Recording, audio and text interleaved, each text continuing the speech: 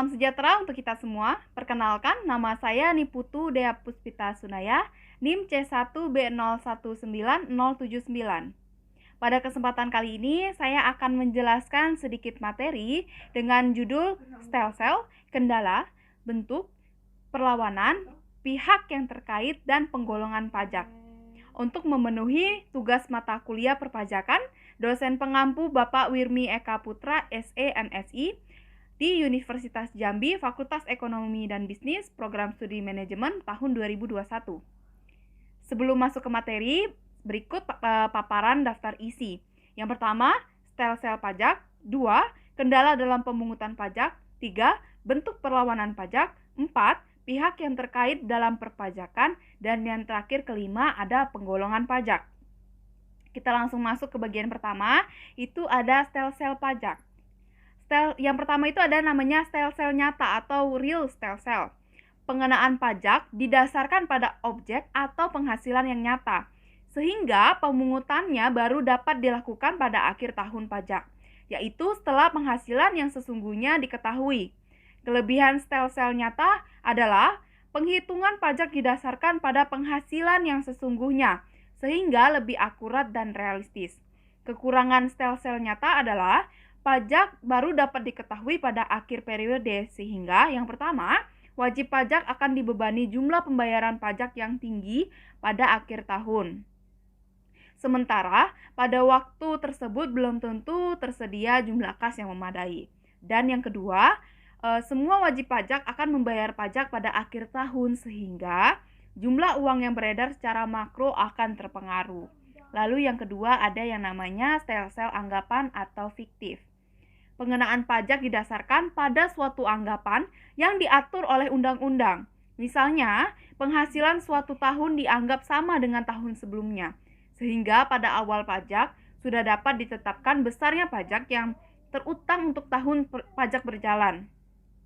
Kelebihan stelsel ini adalah pajak dapat dibayar selama 1 tahun berjalan, tanpa harus menunggu pada akhir tahun. Sedangkan kelemahannya adalah pajak yang dibayar tidak berdasarkan pada keadaan yang sesungguhnya. Lalu yang ketiga ada yang namanya stelsel campuran. Stelsel ini menyatakan bahwa pengenaan pajak didasarkan pada kombinasi antara stelsel nyata dan stelsel fiktif. Pada awal tahun, besarnya pajak dihitung berdasarkan suatu anggapan. Kemudian pada akhir tahun, besarnya pajak dihitung berdasarkan keadaan yang sesungguhnya. Jika besarnya pajak berdasarkan keadaan sesungguhnya lebih besar daripada besarnya pajak menurut anggapan, wajib pajak harus membayar kekurangan tersebut. Hal ini tercatat di dalam PPh pasal 29. Sebaliknya, jika besar pajak sesungguhnya lebih kecil daripada besarnya pajak menurut anggapan, kelebihan tersebut dapat diminta kembali atau restitusi, atau dikompensasikan pada tahun-tahun berikutnya setelah memperhitungkan dengan utang pajak yang lain. Hal ini tercantum pada PPh pasal 28 ayat A.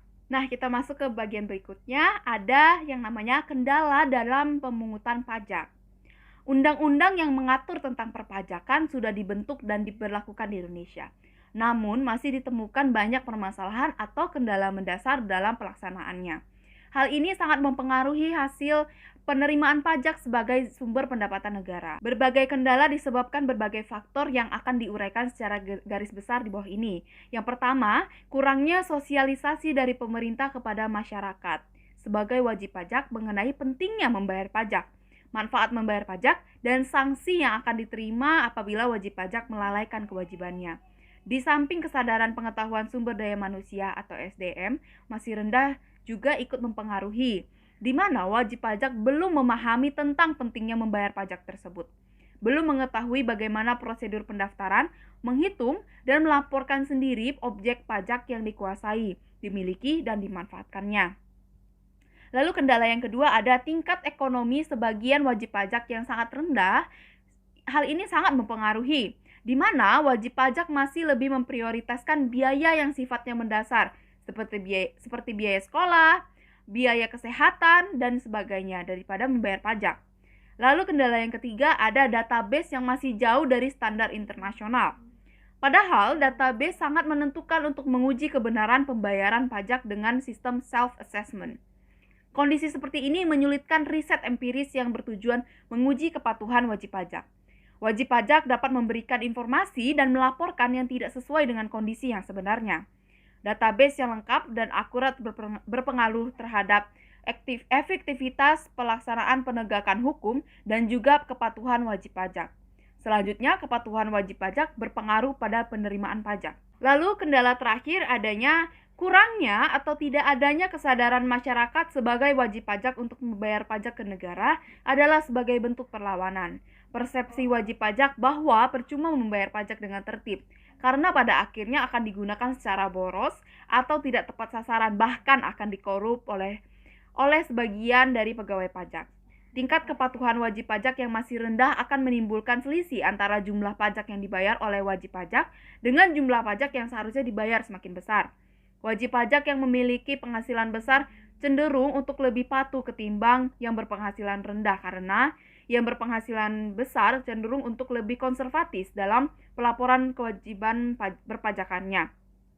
Penerapan tarif pajak yang tinggi menjadi kendala juga karena memberatkan wajib pajak. Lalu kita masuk ke bagian selanjutnya, yaitu bentuk perlawanan pajak. Yang pertama ada yang namanya perlawanan pasif.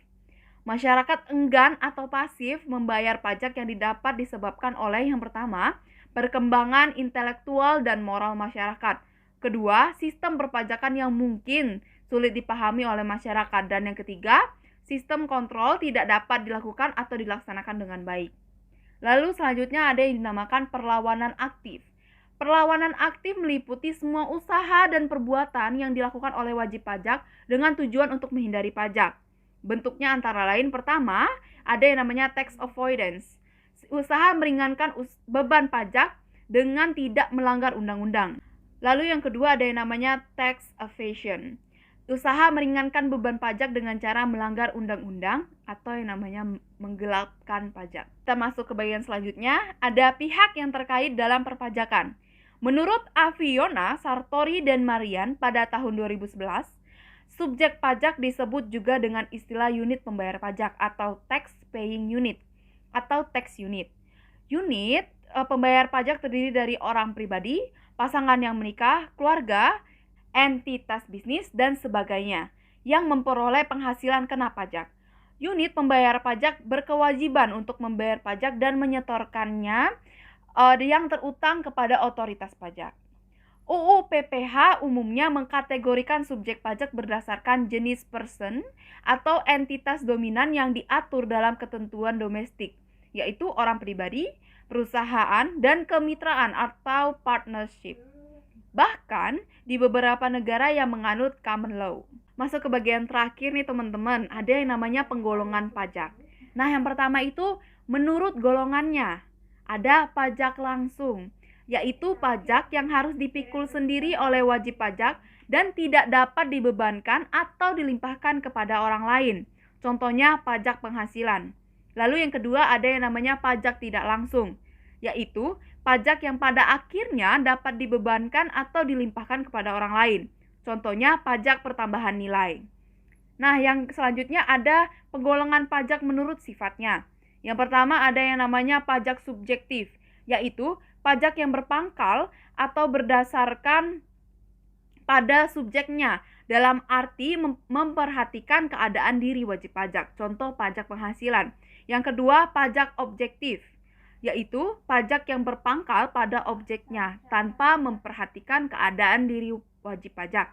Contoh pajak pertambahan nilai dan pajak penjualan atas barang mewah. Lalu yang terakhir ada penggolongan pajak menurut lembaga pemungutnya. Yang pertama ada pajak pusat, yaitu pajak yang dipungut oleh pemerintah pusat dan digunakan untuk membiayai rumah tangga negara. Contohnya pajak penghasilan, pajak pertambahan nilai, dan pajak penjualan atau barang mewah dan bea materai. Lalu yang terakhir ada yang namanya pajak daerah, yaitu pajak yang dipungut oleh pemerintah daerah dan digunakan untuk membiayai rumah tangga daerah. Pajak daerah terdiri dari dua, yaitu pajak provinsi, contohnya pajak kendaraan bermotor, dan pajak bahan bakar kendaraan bermotor. Lalu yang kedua, pajak kabupaten atau kota. Contohnya pajak hotel, pajak restoran, dan pajak hiburan. Usai sudah materi yang saya jelaskan tadi, mungkin lebih dan kurangnya saya mohon maaf. Terima kasih kepada teman-teman yang sudah menonton video saya sampai selesai. Saya undur diri, terima kasih.